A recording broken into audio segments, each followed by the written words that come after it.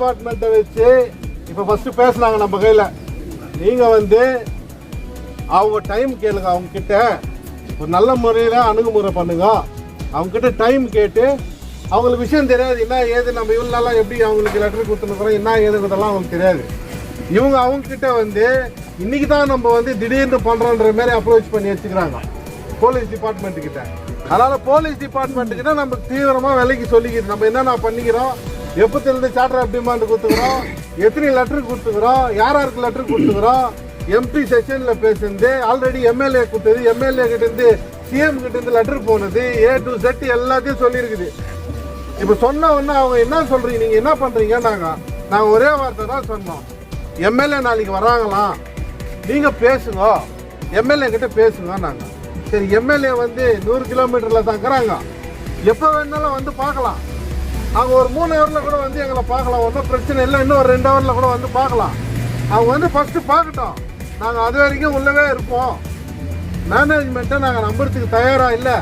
Management எங்களை கூப்பிட்டு பேசினா ரைட்டிங்கில் மாத்திரம்தான் நாங்கள் உத்தரவாதம் கேட்குறோம், தவிர்த்து வாய் வார்த்தையில் எங்களுக்கு உத்தரவாதம் வேணான்னு சொல்லிட்டு வந்துட்டோம். கடைசியாக இப்போ என்ன சொல்லிக்கிறோன்னா, எதாக இருந்தாலும் சரி, எந்த மாதிரி போராட்டமாக இருந்தாலும் சரி, நாங்கள் செய்யறதுக்கு தயாராக இருக்கிறோன்ற ஒரு உத்தரவாதத்தை கொடுத்துட்டு வந்துக்கிறோம். அதே மாதிரி நம்ம சப்கான்ட்ராக்ட் தொழிலாளிங்க, நம்ம தொழிலாளிங்க எல்லாரும் ஒற்றுமையாக இருந்து கண்டிப்பாக சப்கான்ட்ராக்ட்காரங்க கோஆப்ரேட் பண்ணி எங்கள் கூட நிற்கிறதுனால உங்களுக்கு நாங்கள் கண்டிப்பாக பின்னாடி நிற்போன்னு இந்த நேரத்தில் நான் உறுதி கொடுக்குறேன். அதே சமயம் இது வந்து வெறும் நம்மளுக்கான போராட்டம் இல்லை, நம்ம ஊருக்கான போராட்டம். இது வரையும் பெம்மலுக்கான போராட்டம் ஒண்டி நினைச்சிடாதீங்க, இது நம்ம ஊருக்கான போராட்டம். இன்னைக்கு நம்ம வழி வச்சுட்டு போனா தான் நாளைக்கு பின்னாடி நம்ம சங்கதிங்க வந்து வேலை செய்யறதுக்கு. முக்கியமா அதுல நீங்க ஒரு இதா இருக்கணும், நம்ம சங்கதிங்க வேலை செய்யணும். நம்ம முன்னோர்கள் எப்படி வேலை செஞ்சாங்களோ அதே மாதிரி நம்மளுக்கு பின்னாடி இருக்கிறவங்களும் இது உள்ள வேலை செய்யணும். இந்த குறிக்கோளோட இப்ப போராடுகிறோம். இந்த போராட்டம் தொடரும். அவங்க வந்து நம்ம கிட்ட பேசி ரைட்டிங்கில் கொடுக்குற வரைக்கும் இந்த இடத்த விட்டு நவறதுலன்னு சொல்லிட்டு வந்துக்கிறோம். இதை கடைசி வரைக்கும் நாங்கள் கடைப்பிடிப்போம். நீங்களும் எங்கள் கூட தீவிரமாக எங்கள் கூட உண்மையாக இருந்து நீங்கள் கோஆப்ரேட் பண்ணணும்னு சொல்லி அதே சமயம் போலீஸ் கிட்ட ஒரு உத்தரவாதம் கொடுத்துட்டு வந்துக்கிறோம். எந்த பிரச்சனையும் நாங்கள் உள்ள பண்ண மாட்டோம், எந்த விதமான பாதிப்பை நாங்கள் ஏற்படுத்த மாட்டோன்னு உடனே போலீஸ் வெளியே போயாச்சு. ஸோ அதை நீங்களும் கடைப்பிடிக்கணும். தயவுசெய்து அவங்கவுங்க ஷாப்பில் அவங்கவுங்க போய் தயவுசெய்து எங்கேயும் நிற்காதீங்க. அவங்கவுங்க ஷாப்பில் அவங்கவுங்க செட்டில் ஆகுங்க, ஆறாமல் இருங்க. ஒரு பிரச்சனை இல்லை. ஏதாவது நியூஸ்னா நாங்களே கூப்பிட்றோம். சப்போஸ் இப்போ வந்தாங்கன்னா கூட சப்போஸ் வந்தாங்கன்னா கூட நாங்களே கூப்பிட்றோம். உங்களுக்கு எதனா மெசேஜ்னா கூட நாங்களே உங்களை கூப்பிட்டு கொடுக்குறோம். தயவுசெய்து அங்கங்கே போய் கேட்டுக்கிட்ட நிற்காதீங்க. கேட்டுக்கிட்ட என்ன மொத்த பேரே வெளியே வர்றதுக்கு ரெடியாகிறான், நீங்கள் தான் புச்சி வச்சு நிற்கிறீங்கன்னு செக்யூரிட்டி சொல்கிறாங்க. ஸோ அந்த பேர் எங்களுக்கு வாங்கி கொடுக்காதீங்க தயவுசெய்து. நீங்கள்லாம் அவங்க ஷாப்பில் போய் செட்டில் ஆகுங்க, ஒரு பிரச்சனையும் இல்லை. நீங்கள் ஆறாமல் அவங்க ஷாப்பில் போங்க, லஞ்ச் டைமுக்கு லஞ்ச் பண்ணுங்க, வந்து ஆறாமல் மறுபடியும் செட்டில் ஆகுங்க. இந்த தீர்வு கிடைக்கிற வரைக்கும் இங்கேருந்து நவர்றதில்லை, இது ಉறுದಿ. 60 ವರ್ಷಕ್ಕೆ ಹಲವಾರು ಜನ ಶ್ರಮಪಟ್ಟಿದ್ದಾರೆ. ಏಳಿಗೆಗೆ ಎಷ್ಟು ಶ್ರಮಪಟ್ಟು ಇದರಲ್ಲಿ ನಾವು ದುಡಿಯುವಂತರಿಗೆ ಅನ್ಯಾಯ ಮಾಡಿ ಹೊರರಾಜ್ಯದವ್ರನ್ನ ಇಲ್ಲಿ ತಪ್ಪು ಭಾಳ ನೋವಿನ ಪ್ರಸಂಗ. ಈ ವಿಚಾರವಾಗಿ ಮುಖ್ಯಮಂತ್ರಿಗಳು ಮಧ್ಯಪ್ರವೇಶ ಮಾಡಿ ಈ ಸಮಸ್ಯೆ ಪರಿಹಾರ ಮಾಡಬೇಕು. ಶಾಸಕರು ಮತ್ತು MP ಅವರು ಕೂಡ ಈ ವಿಷಯ ಅಲ್ಲೇ ಮುಗಿಸಾಗಿದೆ. ನಮ್ಮ ಕನ್ನಡಾಭಿವೃದ್ಧಿ ಪ್ರಾಧಿಕಾರ ತಿಳಿದು ಮಾತಾಡಾಗಿದೆ. ಎಲ್ಲರಿಗೂ ಗೊತ್ತಿದ್ದು ಕೂಡ 8 ತಿಂಗಳಾಯಿತು ಈ ಸಮಸ್ಯೆ ಪರಿಹಾರ ಆಗಿಲ್ಲ. ತಕ್ಷಣವೇ ಸ್ಥಳೀಯ ಉದ್ಯೋಗಿಗಳಿಗೆ ಉದ್ಯೋಗ ಕೊಟ್ಟು ಕಾರ್ಖಾನೆ ಏಳಿಗೆಗೆ ಎಲ್ಲರಿಗೂ ಅವಕಾಶ ಮಾಡಿಕೊಡ್ಬೇಕು ಅಂತ ಈ ಮೂಲಕ ಸರ್ಕಾರಕ್ಕೆ ಒತ್ತಾಯ ಮನವಿ ಮಾಡ್ತಾ, ಈ ಇದರಲ್ಲಿ ಯಾರು ನಮ್ಮ ಹೋರಾಟನ ಹಿಂಸರಿಬೇಡಿ. ನಮ್ಮ ಉದ್ಯೋಗ ಸಿಗಲೇಬೇಕು, ನಮ್ಮ ನ್ಯಾಯ ದೊರಕಲೇಬೇಕು. ಈ ನ್ಯಾಯಕ್ಕಾಗಿ ನಾವು ಹೋರಾಟ ಮಾಡೋಣ. ಅನ್ಯಾಯದ ವಿಚಾರ ಅಲ್ಲ ಇದು. ನಾವು ದುಡಿದ್ರೆ ಫ್ಯಾಕ್ಟ್ರಿ ಮಟ್ಟ ಬರಲಿ ಕಾರಣ ಪ್ರತಿಯೊಬ್ಬರದ್ದು ಶ್ರಮ ಇದೆ. ಆ ಶ್ರಮಕ್ಕೆ ಎಲ್ಲರೂ ಕೈ ಜೋಡಿಸಿ ಕಾರ್ಖಾನೆ ಅಭಿವೃದ್ಧಿ ಮಾಡೋಣ ಅಂತ ಹೇಳ್ತಾ, ನಾನು ಭಾಳ ಶೇಖರಪ್ಪ ಅಂತ, ನಾನು ಶಕ್ತಿಗಳ ಜಿಲ್ಲಾಧ್ಯಕ್ಷ. ನಾನು ಈಗಾಗಲೇ ಫ್ಯಾಕ್ಟ್ರಿಯಿಂದ ನಿವೃತ್ತಿಗೆ 13 ವರ್ಷ ಆದರೂ ಕೂಡ ಫ್ಯಾಕ್ಟ್ರಿ ಮೇಲೆ ಕಳಕಳಿ ಇದೆ. ನಮ್ಮ ಫ್ಯಾಕ್ಟ್ರಿನ ಖಾಸಗೀಕರಣ ಮಾಡಕ್ಕೆ ಹೋಗಿದ್ದು ನಾವು ತಡೆದ್ರು. ಖಾಸಗೀಕರಣಕ್ಕೆ ಹೋಗಲೇಬಾರ್ದು. ಆ ದಿಕ್ಕಲ್ಲಿ ಹೋಗಕ್ಕೆ ಬಂದರೆ ಎಲ್ಲರಿಗೂ ಉದ್ಯೋಗ ಕೊಡಬೇಕು, ಒಂದು ಮೂಲಕ ಕಾರ್ಖಾನೆ ಉದ್ಧಾರ ಆಗಬೇಕು ಅನ್ನೋದೇ ನಮ್ಮನ್ನ ಗುರಿ. ಆ ದಿಕ್ಕಲ್ಲಿ ಎಲ್ಲರೂ ಆಳ್ತ ಕೂಡ ಈ ಮಧ್ಯದಲ್ಲಿ ಪ್ರವೇಶ ಮಾಡಿ ಈ ಸಮಸ್ಯೆ ಪರಿಹಾರ ಮಾಡಬೇಕು ಅಂತ ಈ ಮೂಲಕ ನಾನು ಒತ್ತಾಯ. ಒಂದು ವಿಷಯ ಕೂಡಲೇ ಬಂದಿದೆ. ಏನಂದ್ರೆ ಇಲ್ಲಿ ಒಳಗಡೆ ಕಾರ್ಮಿಕರು ಕೂತಿದ್ದಾರೆ, ಹೋರಾಟ ಮುಂದುವರೆದ ಇದೆ. ಈ ಆಡಳಿತ ಮಂಡಳಿ ಕ್ಯಾಂಟೀನ್ ಅನ್ನು ಮುಚ್ಚಿಬಿಟ್ಟಿದ್ದಾರೆ. ಹೊರಗಡೆ ಇರೋರಿಗೆ ಊಟ ಸಿಗಲಂತೆ ಒಂದು ಇದು ಮಾಡಿದ್ದಾರೆ. ಇದು ಕಡ್ಡಾಯ ಖಂಡನೆ. ಈ ಸಂಘಟನೆ ಪರವಾಗಿ ನಮ್ಮೆಲ್ಲರ ಪರವಾಗಿ ಈ ಮ್ಯಾನೇಜ್ಮೆಂಟ್ನ ಖಂಡಿಸ್ತೀವಿ. ನಾವು ಕೂಡಲೇ ಕ್ಯಾಂಟೀನ್ ಓಪನ್ ಮಾಡಿ ಊಟ ಕೊಡ್ಬೇಕು ಅವ್ರಿಗೆ, ಇಲ್ಲಾಂದ್ರೆ ಇದು ನಾವು ಬಿಡಲ್ಲ. ಆಗ್ತಾ ಇದೆ, ಹೋಗ್ತೀವಿ ನಾವು ಸರಿ ಇಲ್ಲ. ಕೂಡಲೇ ಇದು ಸರಿ ಮಾಡಬೇಕು, ಕ್ಯಾಂಟೀನ್ ಓಪನ್ ಮಾಡಬೇಕು. ಒಳಗಡೆ ಕೂತಿರೋ ಹೋರಾಟ ಮಾಡ್ತಾ ಇರೋರಿಗೆ ಊಟ ಕೊಡ್ಲೇಬೇಕು. ಅವರು ಈ ಕಂಪನಿ ಕಾರ್ಮಿಕ, ಅವನಿಗೆ ಊಟ ಇಲ್ಲ ಅನ್ನೋದು ಸರಿ ಇಲ್ಲ. ಇದು ಕೂಡಲೇ ಸರಿಪಡಿಸ್ಬೇಕಂತ ನಾವು ಮ್ಯಾನೇಜ್ಮೆಂಟ್ಗೆ ಹೇಳ್ತಾ ಇದ್ದೀವಿ. ಉದ್ಯೋಗಗಳನ್ನ ಕೆಲಸ ಕೊಡದೆ ಅವರಿಂದ ದುಡಿಸ್ಕೊಂಡು ತಿರ್ಗಾ ಸಂಬಳ ಕೊಡದೆ ದಿನನಿತ್ಯ ಅವ್ರಿಗೆ ವ್ಯವಸ್ಥೆ ಮಾಡಿಕೊಡದೆ ಮಾಡ್ತಾರೆ ಸರಿಯಲ್ಲ. ಈ ಸರಿಯಲ್ಲ ಅನ್ನೋಕ್ಕೋಸ್ಕರ ನಾವು ಹೋರಾಟ ಮಾಡ್ತೀವಿ. ಇದು ಎಲ್ರಿಗೂ ಕಾಯಂ ಆಗಲೇಬೇಕು, ಕಾಯಂ ಅವ್ರಿಗೂ ಬಿಡಲ್ಲ. ಈ ದಿಕ್ಕಲ್ಲಿ ನಮ್ದು ಹೋರಾಟ ಇದೆ. ಅದಕ್ಕೆ ನಮ್ಮೆಲ್ಲರ பார்த்தீங்கன்னா எம்எல் நிர்வாகத்தில் ஒரு மிகப்பெரிய ஒரு மோசடியை இந்த மேனேஜ்மெண்ட் நிர்வாகமும் மத்திய அரசாங்கமும் செஞ்சிருக்கிறாங்க. இன்னைக்கு 30 ஆண்டு 40 ஆண்டு காலமாக இந்த தொழிற்சாலையில் கான்ட்ராக்ட் தொழிலாளிகள் என்ன வேலை செய்கிறாங்களோ அவங்களுக்கு ஒரு துரோகத்தை இந்த அரசாங்கம், மத்திய அரசாங்கம், ஒன்றிய அரசாங்கம் செஞ்சிருக்குது. அது கூட இன்னைக்கு துணை போயிருக்காங்க. யாருன்னு பார்த்தா இந்த பெம்எல் மேனேஜ்மெண்ட்.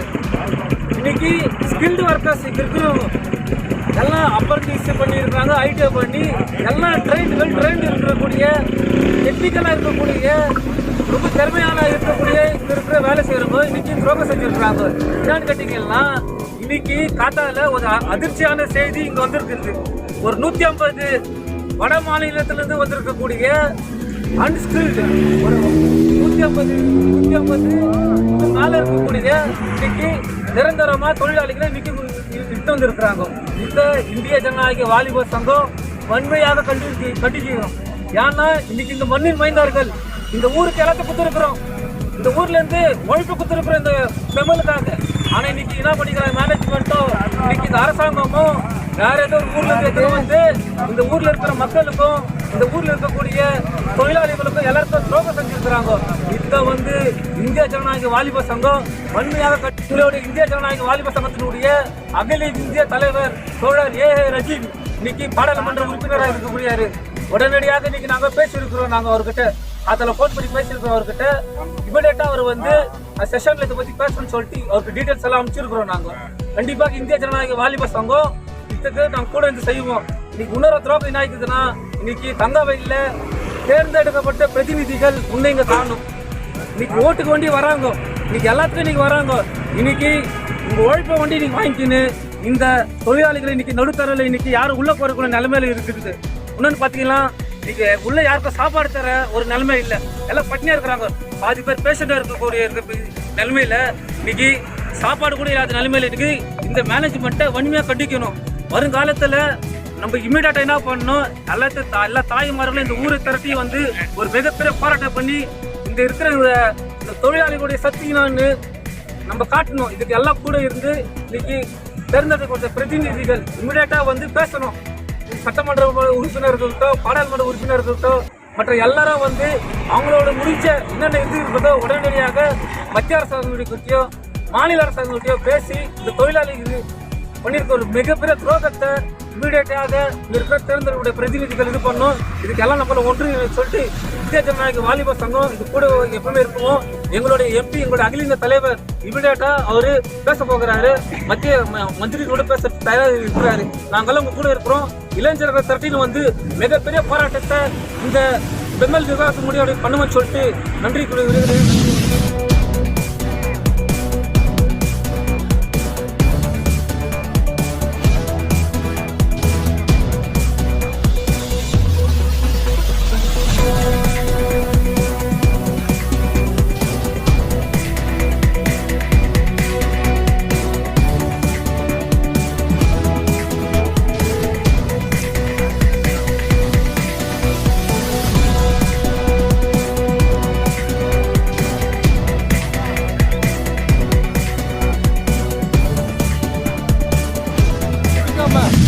தீர்மானம் எடுக்கிறாங்கனாக்கா இதை வந்து எங்களால் ஜீர்ணிச்சிக்க முடியாதுன்னு சொல்லிட்டு நாங்கள் சொன்னோம்.